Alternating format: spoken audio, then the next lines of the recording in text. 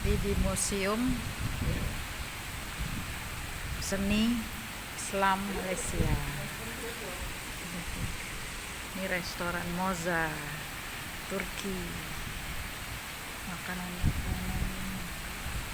khas Turki dikombinasi dengan khas Malaysia.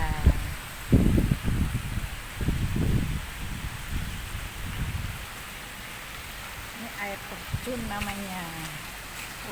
Asri, banyak batang-batang kayu, dingin, sejuk.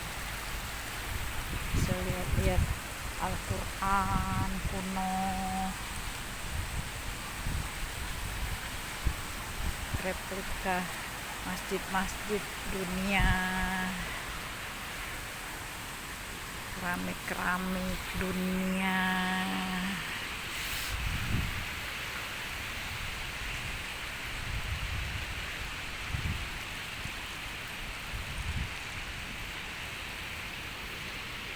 Restoran Moza.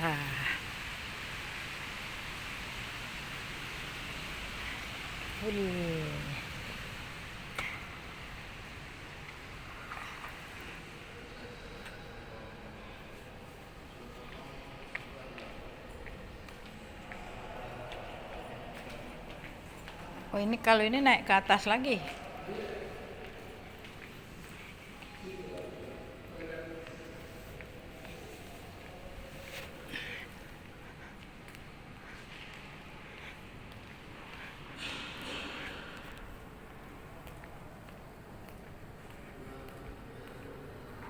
Tempat souvenir, buku-buku.